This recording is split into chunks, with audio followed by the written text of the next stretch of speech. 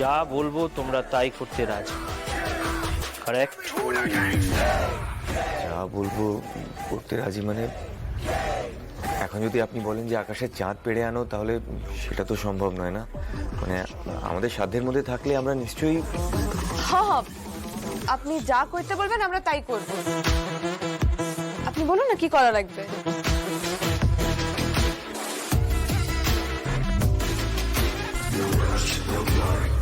যাই হয়ে যাক না কেন, এরা দুজন খুব স্মার্ট। এদের ঘাড়ে যদি স্টারলাইট আলফার দায়িত্বটা দিয়ে দিই তাহলে কে জানে, হয়তো সেই অসাধ্য সাধন করেও ফেলতে পারে।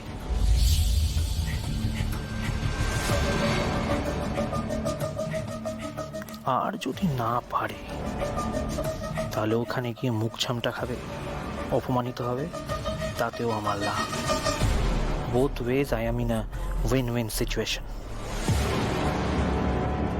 কি হলো বললেন নাই তো, কি করা লাগবে? তোমরা তো সবাই স্টুডেন্ট, এমবিএ স্টুডেন্ট, তাই তো? হ্যাঁ। ওকে, তাহলে শোনো।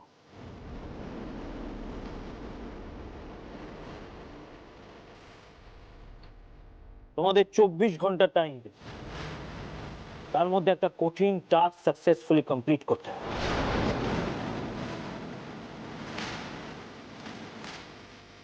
স্টারলাইট আলফা এন্টারপ্রাইজ আমাদের মানে গ্লোবেক্স এন্টারপ্রাইজের একজন পুরনো ক্লায়েন্ট।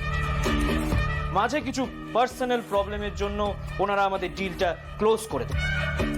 তার ফলে প্রত্যেক বছর প্রায় 40 কোটি টাকা লস করছে আমাদের কোম্পানি। এই ডিলটা আমার ক্যারিয়ারের জন্য খুব ইম্পর্টেন্ট। এই ডিলটা ক্র্যাক করতে পারলে আমি কলকাতা থেকে মুম্বাইয়ের হেড অফিসের সিইও হয়ে যাব। বাট প্রবলেম একটাই, স্টারলাইট আলফা এন্টারপ্রাইজের মালিক মিস্টার কিংশুক চ্যাটার্জি কোনোভাবেই চান না আমাদের কোম্পানির সাথে এই ডিলটা করতে। মানে আমরা কি করব?